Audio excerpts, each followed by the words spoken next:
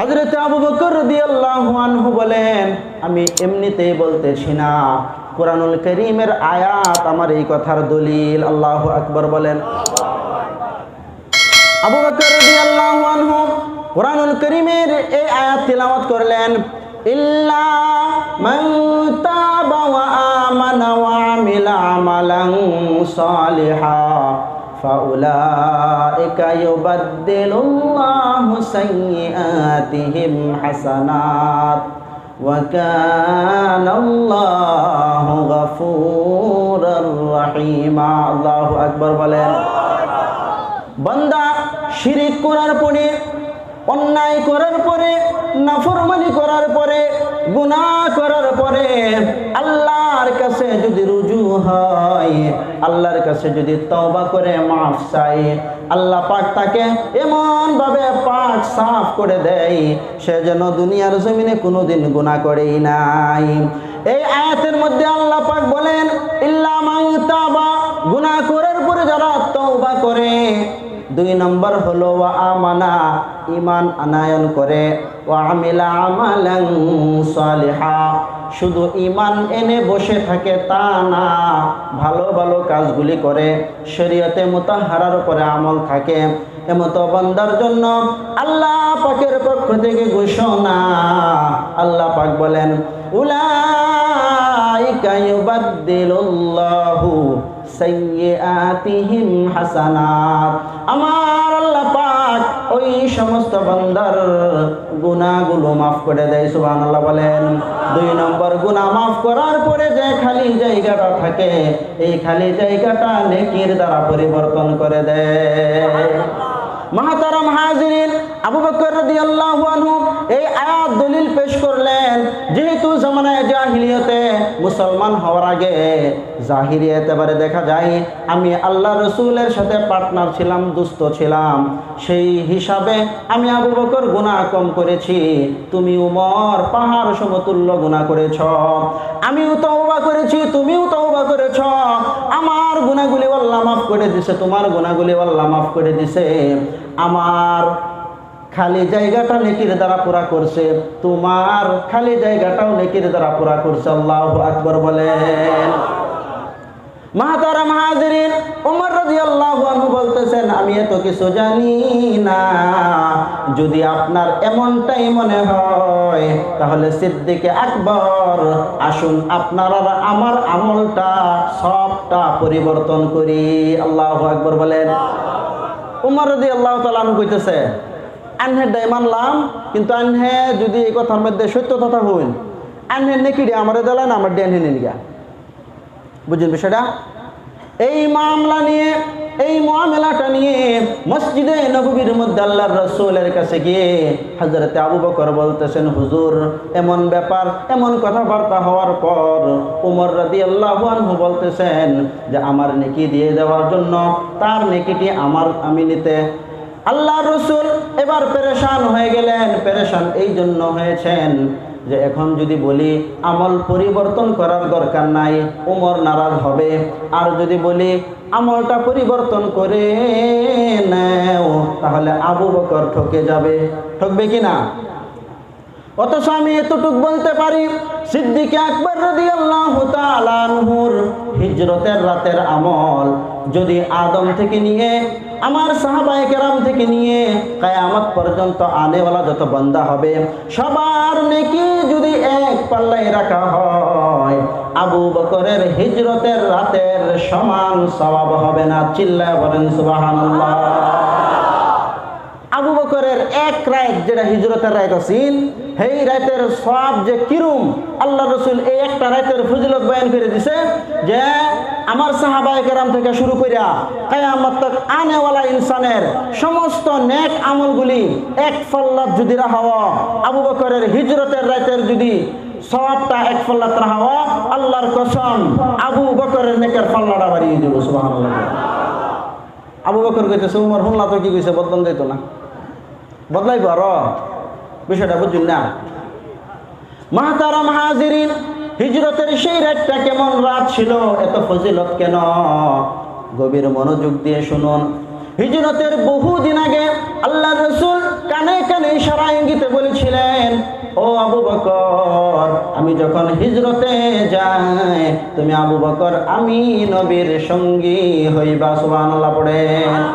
মাহতারাম হাজিরিন, কিতাবের মধ্যে লেখা আছে 2 বছর কিংবা 2.5 বছর পর আল্লাহ রাসূল গভীর রজনীতে আবু বকর রাদিয়াল্লাহু আনহুর বাড়ির মধ্যে গিয়ে হালকা আওয়াজে, হিজরত তো গোপনে গোপনে হয়েছিল কিনা, হালকা আওয়াজে আবু বকরকে ডাক দিতেছেন, ইয়া আবা বকর। সঙ্গে সঙ্গে বাড়ি থেকে আওয়াজ আসছে, লাব্বাইকা ওয়া সাদাইকা ইয়া রাসূলুল্লাহ। আল্লাহু আকবার পড়েন।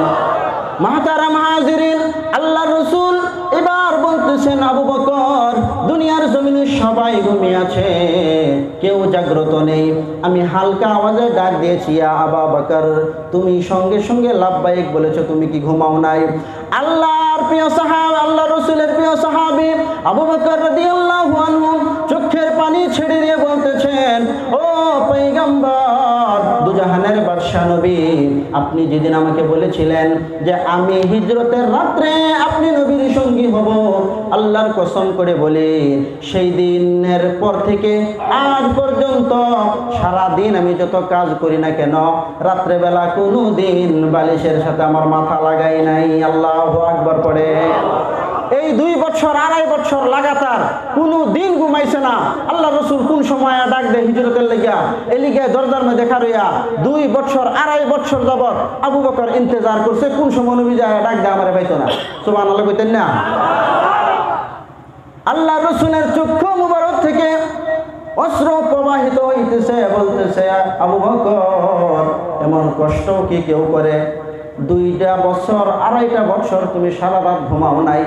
আবু বকর বলেন, পয়গম্বর, আমি আবু বকর শুধু 2.5 বছর 2 বছর ঘুমাই না, শুধু তা না, আমার ছোট মেয়ে হযরতে আসমা রাদিয়াল্লাহু তাআলা আনহা এই 2.5 বছর ঘুমাই না। আপনি নবীর জন্য খানা রেডি করে প্রত্যেক দিন আপনি নবীর জন্য ইন্তজার করে কখন আপনি আসবেন আর আপনার সফরে আমার ছোট্ট মেয়েটা খানা দিবে। সুবহানাল্লাহ পড়ে। আল্লাহর রাসূল এবার হযরতে আবু বকরকে জড়িয়ে ধরতেছেন, দুজন কাঁদতেছেন। আবু বকর বলেন, ওগো পয়গম্বর, আমি আমার মেয়ে 2জন শুধু 2.5 বছর ঘুমাই না, শুধু তা না, আমি সেদিন একটি উট কিনেছিলাম, উট, সেই উটটাও তাকায় দেখেন আজকেও ঘুমাই না। আপনি নবীর জন্য কান্না করতেছে, কখন আসবেন আপনাকে সফর করে মদিনা পৌঁছায় দিবে। সুবহানাল্লাহ পড়েন।